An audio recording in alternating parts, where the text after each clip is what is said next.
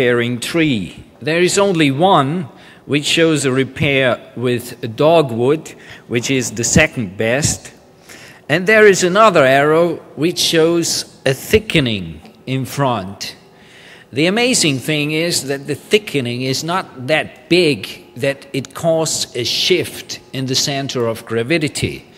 And therefore, we first were puzzled about these constructions. So we took a little bit a closer look at all these arrows.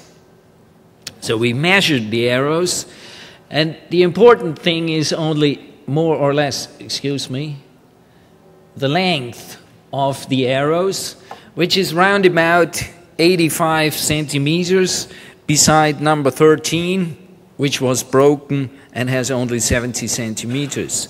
But all the others are round about 84 or 88, 87. So it is important for an archer to make always a good shot. This could cost you their life at that time. And therefore, you need to have always fixed distances. And these fixed distances you are getting are mainly built up by body masses. So you are aiming with an archer just over the arrowhead. And what you need is a fixed distance that you're always aiming in the same distance. And according to this, the minimum measure and the ideal measure is the arm length and the distance from the inner side of your hand to your chin or to your cheek. And we can measure these body masses from the body, and according to this, we know how thick the bow was. We have to add the diameter of the bow and something for the arrowhead. And according to this, we can say the ideal measure of an arrow for the Ötzi man is 75 centimeters. So that what he had in his quiver were arrows which had an overlength, which we really recognized after the measurements. But we did not understand why we had this repair and he had this thickening in one of his arrows. So we need to know a little bit about archery in this case. If we have an arrow with normal length and we shoot this arrow, in this case, then we get an oscillation over the shaft which ends precisely at the arrowhead. So the target is stable. And if we have an overlength, then we have an oscillation running over the arrow shaft which ends open. And therefore, we have a twisting arrowhead. So this twisting arrowhead causes a destabilization in the ballistic curve.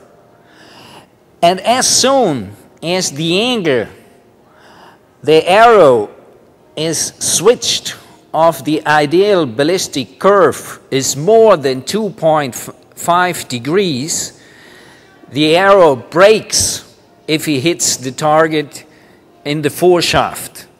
And this explains also, on the one hand, the fracture and the repair we have in the one arrow, and on the other hand, the thickening in front, because the thickening in front stabilizes the target, and you don't have that many oscillation at the tip. Then he had also shoes with him. They were also amazing because the shoes were built up with a binding construction of lime bark, and the shoes were stuffed with grasses, and then we had a bearskin sole, and then we had a deerskin shoe. You can see here the bark of a linden, as well as the composition of the grasses. So they are only the Latin names, and they are only important for experienced botanists. But the thing is that what we have here are all grasses which grow near the timberline, and this was collected by the Iceman before he went up to the Thyssen-Joch. So what we have here is a unique situation that we have a completely hay, or whatever you like to say, from a grass vegetation 5,300 years ago. So this is what we call a paleobiocenosis. Then he also carried a birch bark vessel, and inside this birch bark vessel there were several Norway maple leaves, and in these maple leaves we had charcoal. And this charcoal had the function of cold ember. So he took this charcoal when he enlightened a fire, put it again to the fire so that he had a quick starting glow in this case. The species composition of this charcoal analysis is quite diverse because we have, because we have one common type, which is spruce, which corresponds to the characteristic vegetation up there. But then we have also a lot of species coming from valley bottoms up to the timberline.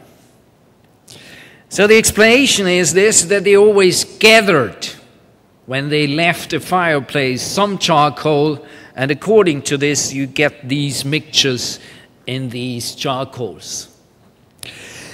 He had a huge amount of binding material with him, very well made and very skilled twisted, and all these binding material was made of layers from lime bark.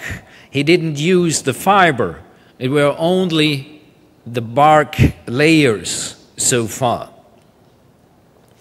Then he also had a grass cape, which is also still seriously discussed. This grass cape was built up by a specific grass, Brachypodium pinnatum, which grows also at the timberline in the area. So overall, when we take all the artifacts together, what we found by the Iceman, we can make a first estimation: where did the Iceman live? According to ethno-archaeological investigations, we know precisely that primitive tribes usually collect all the material which they use in their everyday life in the immediate surroundings. And according to this, we can make a sort of catchment analysis in this case. Where can I collect all these species within half a day or even one day north and south of the Alps? And the only explanation is if I'm south of the main alpine ridge in the Finchgau, Schnalz Valley area, so this is the correct direction where I can find all these things immediately. So this is also confirmed by bryological analysis.